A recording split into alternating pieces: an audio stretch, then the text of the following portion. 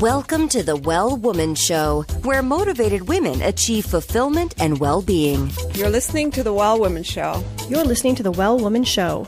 You're going to be in for a good ride. I'm a woman. I would prefer to tell my own story. My story, though it's very personal, is universal. You're listening to the Well Woman Show. And now your host, Giovanna Rossi. Hi, Giovanna Rossi here, and welcome to another episode of the Well Woman Show, where I interview women leaders, executives, and entrepreneurs about their lives and their road to becoming and being who they are today. Are you at the top of your game professionally but feeling burned out, or finding it hard to focus on your goals, or unfulfilled personally? Or are you in transition, simply juggling so many things you find it hard to take care of your own needs? Well, you're not alone. We all need to activate the 4 universal superpowers. These are the internal strengths and abilities we all already have but don't use all the time. Superpowers can be cultivated, and they include awareness, intuition, action, and acceptance. Toward the end of the show, in a segment called Superpowers for Success, I ask my guest about her superpowers, and the answers will give you the strength, perspective, and power to live a well woman life. I'm so happy you're here, so thanks for tuning in. This episode of the Well Woman Show is brought to you by Collective Action Strategies, supporting organizations that support women and families, and by Well Woman Life Movement Challenge Quiz, your resource for living your best life. If you're in burnout or major transition, this is your time to figure out what's holding you back from making the changes you need to make in order to live your fullest, most joyful life. The cause of all of our challenges, personal or professional, can actually be rooted in the lack of internal superpowers and/or external supports. Our Well Woman Life framework tells you which stage of the Well Woman life cycle you're in and what to do about it so you can truly live your best life. You can find out more at wellwomanlife.com/quiz. I'm so thankful for support from Natural Awakenings magazine in New Mexico, a monthly green, healthy lifestyle publication, and for support from High Desert Yoga, promoting optimum physical health, clarity of mind, and spiritual inspiration for all. Hello, well women. It's Giovanna Rossi here, and happy holidays wherever you are, whatever you're celebrating or not celebrating, whoever you're with or not with. You do have yourself, and that is a good thing. So why do I say that? Well, I think that we rely on external circumstances way too much, and we need to really be able to rely on ourselves and say, I have me, and that's enough. And I say this because of lots of conversations recently with people about stress over the holidays and having to do this and that and be here and there and spend time with people or family that you don't usually spend time with, and how stressful it is. And so I just really want to urge you to take a step back, take a deep breath, and be okay with being with yourself. And when you're really comfortable with yourself, being around other people is easy, right? Because it's like, well, I don't have to take on their stuff. I don't have to take on the issues, the circumstances. I can just be me, and I can rely on me and be happy with me. So if that resonates with you, you're going to really enjoy this week's show, which is all about being a seeker and what being a seeker means to you in your life, and how you can use that during this holiday season. And for me, it's really being able to ask questions, right? I'm super curious anyway, and that's why I love interviewing people, because I can be really nosy and ask them all kinds of questions. And you can do that in your own life, right? Question things. Question what you're doing and why. Question who you're spending time with. When you are at a holiday party or a family gathering, ask questions. That's one of those great ice-breaking sort of things that you can do, if there's a lull in conversation or you just are kind of bored with the conversation, you can change it by asking questions. And so that's a great tool. And that ties in with today's episode, being a seeker, because when you're a seeker, you are searching for, you have a lot of questions. You're searching for information. And today on the show, I interview Laurie Gerber, who has been coaching individuals and groups for over 15 years. As head coach at the Handel Group Life Coaching, Laurie teaches people to tell the truth and pursue their dreams through live events, one-on-one coaching, online coaching courses, as a writer, on radio, and in frequent TV appearances. So what you'll learn on this episode is how to start your dream and be the author of your life. So important and so good. How to prioritize career and love. And then how to overcome quote unquote weather reporting, which is what Laurie Gerber calls this. And I'll give you a hint. It's how to stop believing what you think. And we've talked about this a lot before with different other guests.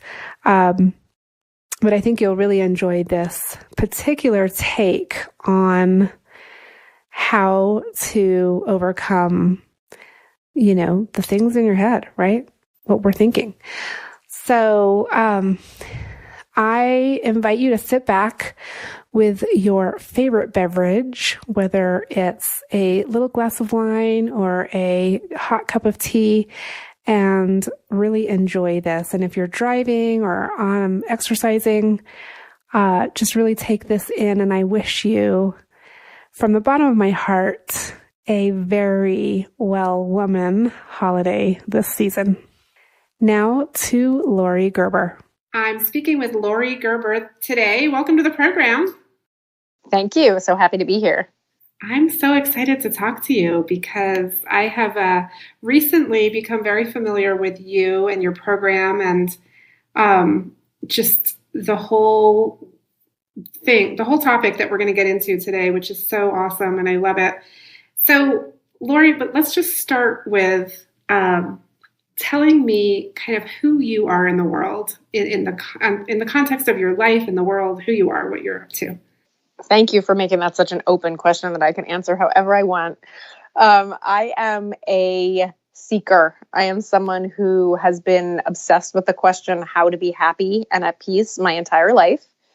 So I started my life by age of 11 doing Tai Chi, by age of 20 living at an ashram, by age of 30 having tried every self-help course, book, guru I could get my hands on, and of course therapy and yoga, yoga, etc. So I am a seeker, and I'm someone who is profoundly interested in how to be happy and free. And then about 15 years ago, I knew Lauren Handel Zander, who is one of the co-founders of the Handel Group, in a women's group. And I looked at my life and I looked at her life. My life looked very good on paper. 2 little kids, cute husband, owned my own business, living in New York City in my own apartment with this lovely family, making my own schedule. And I was miserable despite all that self-help. And I looked over at my friend Lauren and she was literally buoyant. She was literally what I would consider to be enlightened. She was actually bouncing around in her life, even though she also had 2 small children and a husband and a business and an apartment in New York City. She saw no competition between having a great family life and love life and having a great career. She was well rested. She was exercising. She was having sex with her husband. And I just took one look at her and said, oh, I must have missed a class. There must be something you learned in all this, because she had done a bunch of self-help too, but something had alchemized in her. And so I hired her. And within about 6 months of learning the Handel method myself, I cleaned up and changed almost every important area of my life. I saved my marriage. I fixed my health. I quit sugar. I learned to exercise. I figured out how to sleep. I figured out how to get my kids to sleep. I resolve family relationships. And then we looked at my career, right? So then it was like, oh, what do you want to actually do with this life of yours that is now working so much better?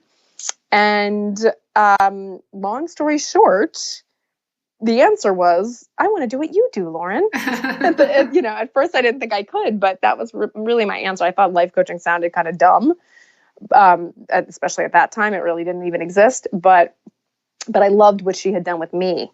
And so then when unexpectedly about a month later, an executive position opened up at Handel Group to run the life coaching division. We have a corporate division. We have an education division. We teach the method at MIT and Stanford and NYU and Yale. And then we have this life coaching division where we help human individuals. And that position miraculously and unexpectedly opened up. They all of a sudden needed somebody to run that part of the company, which is essentially what I was doing anyway in my business, but for something I really cared about now and believed in. I was already getting, trained in the method. And I said, yes, sign me up. That's my job. And built with Lauren really from the very beginning, built the life coaching part of our company. And now I think I'm in my 15th year now with Handel Group, I get to kind of do what I love to do most, which is teach about it, speak about it, talk about it, film about it, and just see if I can help as many humans as possible change their mind like Lauren did for me. Wow. Okay. So there's so much in what you just shared. I just want to dig into a couple things. One is, so are you an employee of the Handel Group, or did you create your own, consulting business or whatever out of that? I am an employee and an executive and the head coach and an owner. Oh, and an owner. Oh, that's awesome. Okay. Yeah. So digging back into where you first started with your introduction, you called yourself a seeker, and you kind of laid the foundation with really starting very young. Why do you think you were seeking help, like happiness and whatever else I think you said health and happiness in your life? So at such a young age? Very simple. My mother was one. My mother was a seeker. And her mother was a seeker. So I think most of us actually just repeat our lineage unknowingly, the good and the bad. Mm-hmm. And that's what I was doing. So that's my number one reason. My number two reason was because I wasn't happy. I wasn't resolved with my relationships with my parents. I wasn't, eating in a way that made me feel good. I wasn't conducting business in a way that made me feel good. I wasn't living my life in a way that made me feel good. So I knew, that there was something better, but I didn't know how to get it. And so I was hungry.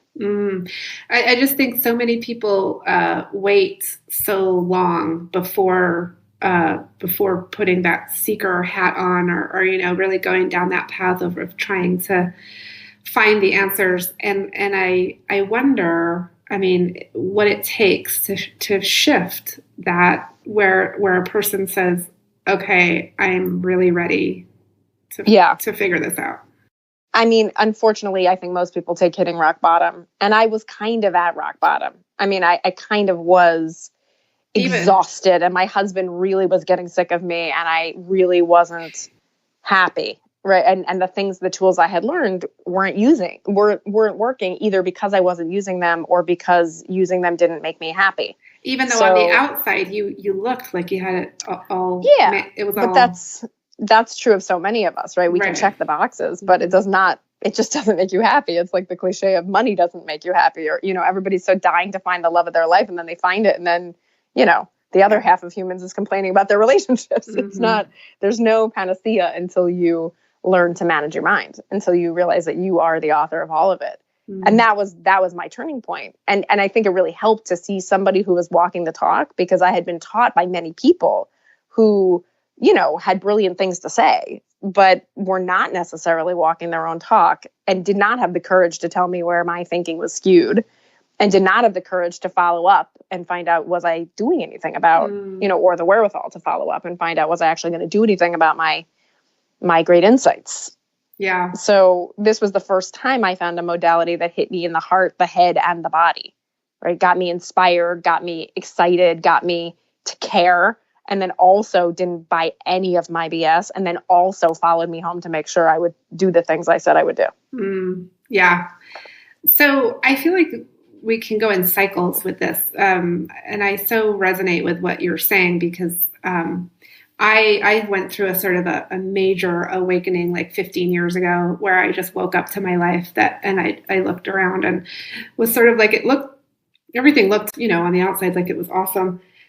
but actually I was miserable. I mean, it was just what you just said. But so I started my own path of like really reconfiguring my life and, calling off an engagement and like just really upheaval. It was just a big upheaval, really.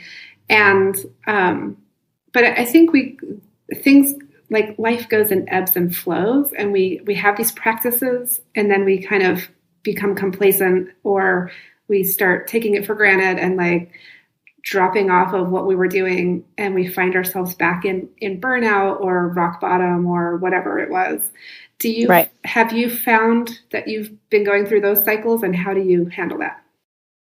Well, what we would call the report on those cycles, we call that weather reporting. Like, this is just how life seems to go. Like, it just so happens childbirth is painful, except I don't believe childbirth is painful. Right. So, if you leave humans to just sort of go with the flow of culture, that is what will happen. There will be an ebb and flow. But if you think that you are the author of your life, if you think that you have everything to do with what happens in your life, you realize that it's your responsibility to make sure that ebb doesn't happen. Right. So, we had a major ebb in our marriage, right? The marriage was great at the beginning, falling in love and getting together, and then made it through to having kids, and then the excitement of having kids. And then, year 1 or 2 of having kids, and you're exhausted and you're not having sex and you're not connecting anymore, and you're not doing any of the things you used to do to keep the marriage hot or connected. And for me, that was a big ebb, and it got so close. I call it my near divorce experience because it really got that bad. Right. And that's what it took for me to wake up and go, oh, I caused that ebb. That was not the way it is or the way it goes. Yes, it is the way it goes because everybody makes the same mistakes I made, but it's not predestined. It's not, scientific. It's something that was caused by me stopping doing the things that are necessary to keep a relationship good and starting doing things that make it bad. And when I realized that, I realized I could change it. And now I know I can always change it, but I always have a say in that. At least, as long as my husband and I sort of remain the people that we are, that I have the ability to keep our relationship great or not. Yeah. So you talk a lot about personal responsibility here, really, don't you? In this method. And so what is the role of personal responsibility, really? I think it's at the core of what we teach. So we believe you're the author of your life. You may unconsciously be authoring the chapters, but it's still you.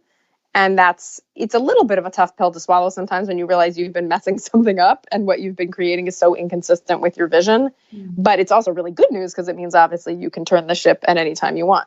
So just in the example of my husband, one thing that we do at the beginning of coaching, for any coaching engagement at all, we always start with asking, what is your dream? What is your ideal? Like, scale of 1 to 10, what's your 10 in every area of life? And where is it now and why?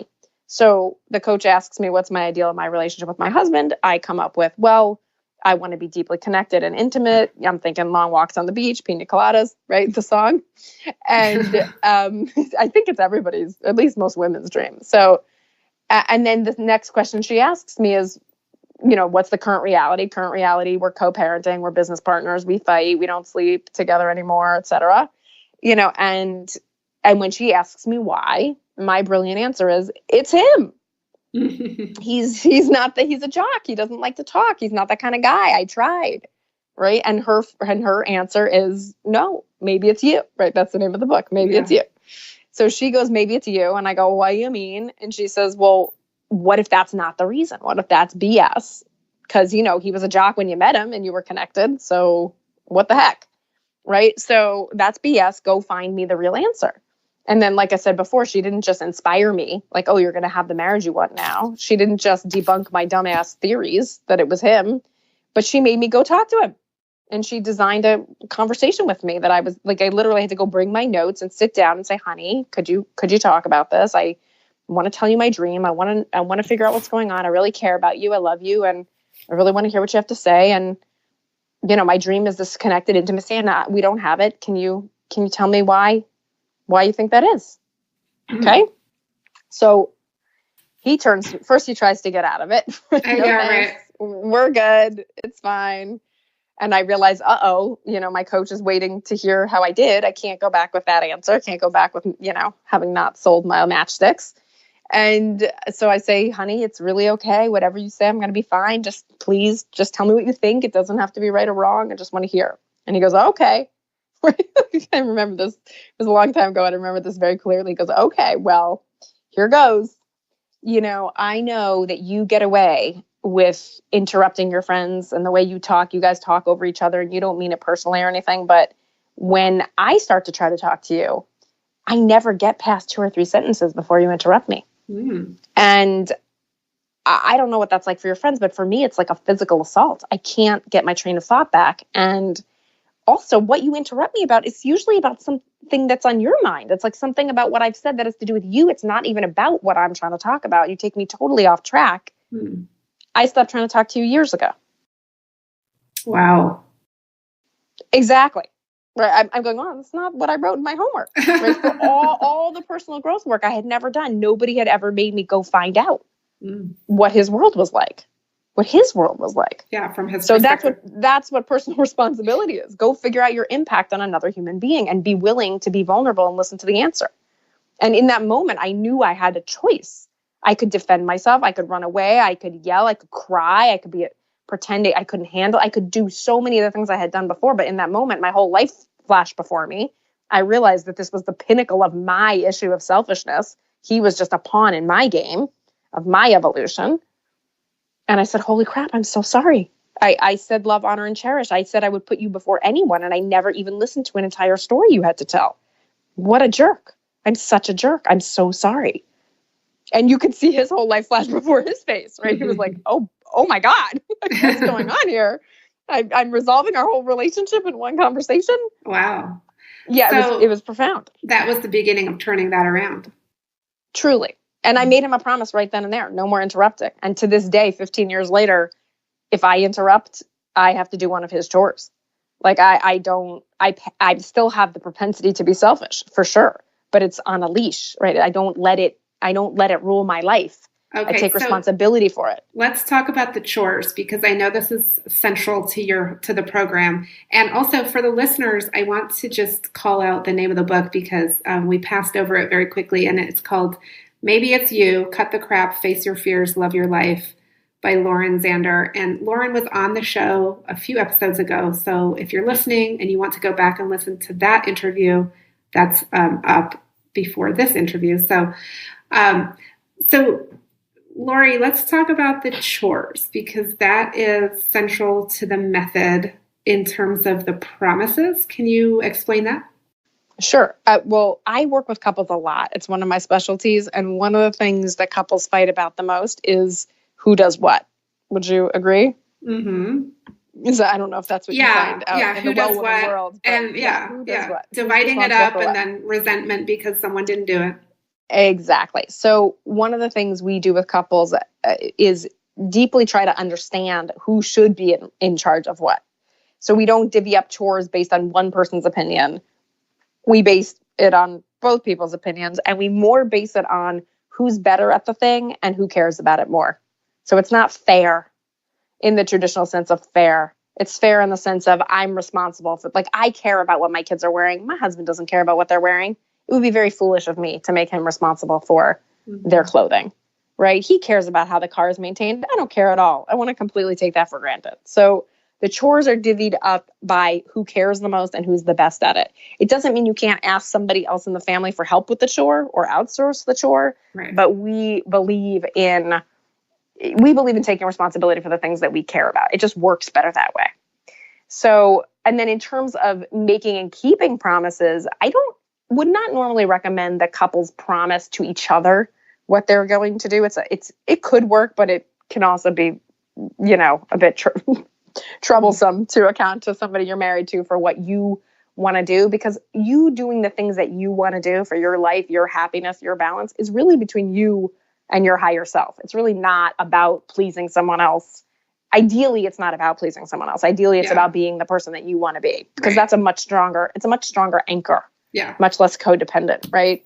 So we really want you to relate to your promises in life like they are what's going to bring you to your dreams and your visions. And if they also happen to really help your spouse, or your partner, great. But it's not in order to get a certain reaction out of your spouse or partner.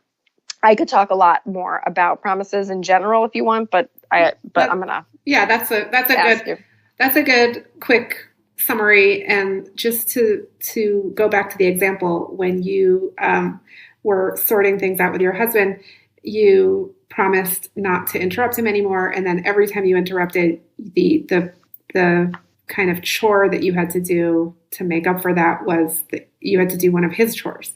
Right. Exactly. I hate chores. I am selfish. I would like to do no chores.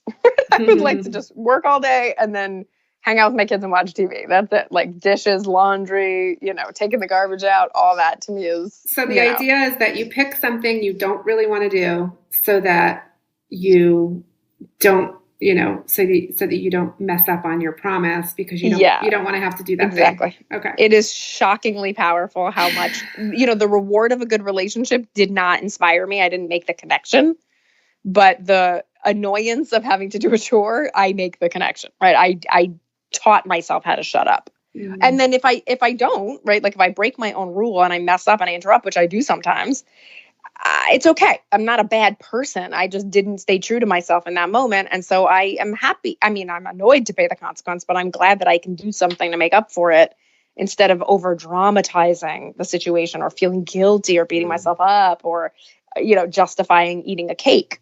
Okay. So I think this conversation about helping couples and really diving into how you divide up the responsibilities of the household is super important for listeners of the Well Woman Show, because we are women who are juggling lots of different things. We're, business owners, we're, advancing in our careers, we're moms or other kinds of caregivers or nurturers. And so there's just a lot going on. And I think in the past, like maybe, quite a few decades ago, the roles of who did what, it was much clearer. Like, yes, women stay home and have the babies and cook and clean, and men, do the other things. And it was very clear. And now that we have obviously progressed and, women are doing everything else, it seems like it's more important now that we talk about this, but I don't think that society has caught up with that idea. I think there's still this kind of thought that like, well, we should just be able to figure that out. Like, we don't need a coach. We don't need like a coach to tell us how to do this. Right. Yeah. It's like thinking you should be able to stay in love forever and the sex should get better and better over time. It just doesn't unless you actually apply yourself to it. And I think that that's beautiful from a spiritual perspective. The fact that we have to grow up and mature and figure things out is good. It's not a punishment. It's not a curse. Yeah. It's not an accident. It's part of our evolution. So anyway. Yeah. And also I just want to say, if something is hard work, it doesn't necessarily mean that it's a bad thing.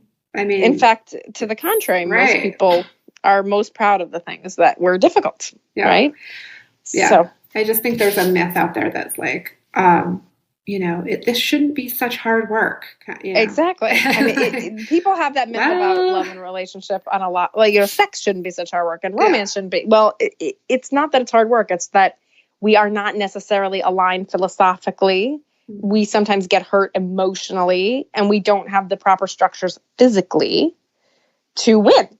At a joint vision. And sometimes we've never even talked about our vision, much less aligned it with our partner. Right. This is something I was very happy I got clear before I got married, which was like, do we believe in equality? Do we think we owe the same to the relation? Like, what do we really think about this? And there are people who think they owe more than 50%. There are people who think they owe less than 50%. There's people who think they owe 50. And you should really get to know the person you're dating or about to marry, or that you have married already. What do they really philosophically believe? Is right.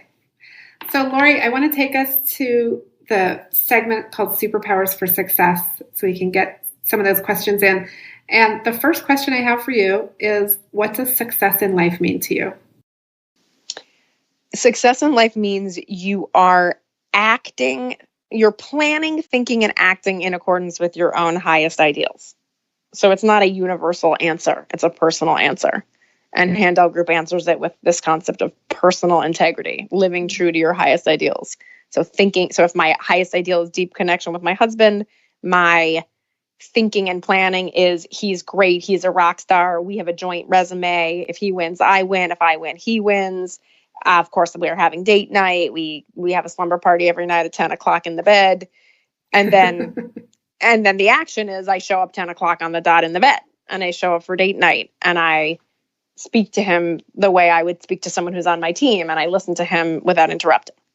So it goes, spiritual or philosophical, then mental, then physical. It filters down, and that's success. Those 3 areas. Okay. And when did you, Laurie, know you were really good at what you do?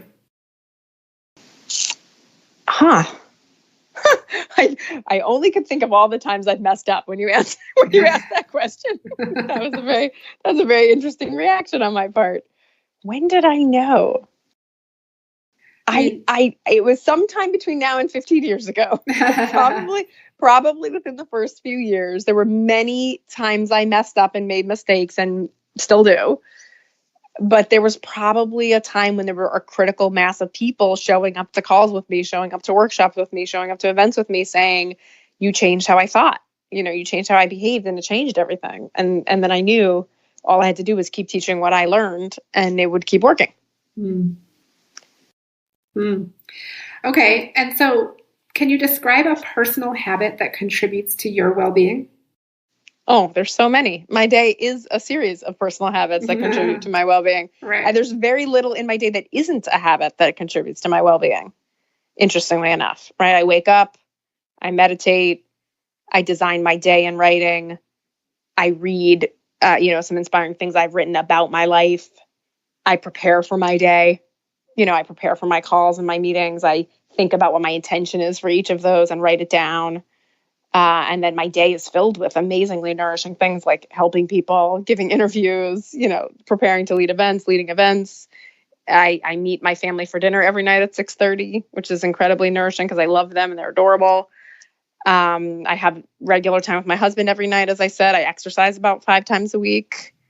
I stretch 10 minutes. If I want to watch TV, I have to stretch. So I have those 2 things linked. So if I want to have, blow off time, which I believe in, I have to stretch first. So I keep my body, supple. I have sex every week. Very much a self-care ritual. Anybody who forgot that it actually feels good, please remember. That's my little public service announcement. Yeah, no, sex is really important. And does it have to be, obviously sex with your husband is really important, but what about self-pleasure? Please, is that absolutely. Highly recommend it. Did we talk about this on every episode? I just didn't want to leave that out for all the women listening. Absolutely. Sex is whatever you think sex is, whatever it is for you right now. Yeah. Some form of intimacy with your body, pleasure with your body. Very important. Very important. Yeah. So I think I answered your question times 20. Yeah. Those are a lot of habits. And then what superpower did you discover you had only to realize it was there all the time? BS busting. I was raised to be a BS buster. I remember as a little kid, my father used to have us watch commercials and hunt for what was the BS in the commercial. How are they lying to you in this commercial? So I was, raised deeply inculcated with the idea that people are BSing all the time. And so, of course, I BS myself well into my 30s about many important things into my life. And until I was really deeply unsatisfied and could see there was somebody who seemed to have the answer, I didn't break through my own BS until she was, brave enough to hold up a mirror to me and sort of not put it down until I could see my own BS. And, but it turns out I had the ability to detect BS all along. It had just been undercover. It had been hiding, conveniently hiding. Yeah, right. That moment. Okay. And what advice would you give your younger self, say 25 or 30 years old? I really have no regret about how I've lived my life. Every mistake I've made has been a learning and a lesson and humbling. So it is hard for me to say I don't regret anything. But, if I could send a message to the world and know that the world was listening, like anybody was listening to me and could hear what I have to say, I would give the advice, tell the truth. Tell the truth to yourself and tell the truth in general. Even when it's super scary. Even when it's scary. Figure out how to tell the truth, right? It doesn't mean blurt out everything you think, but figure out how to tell the truth, right, even when it's scary. Yeah. Okay. Last couple questions. Do you identify as a feminist?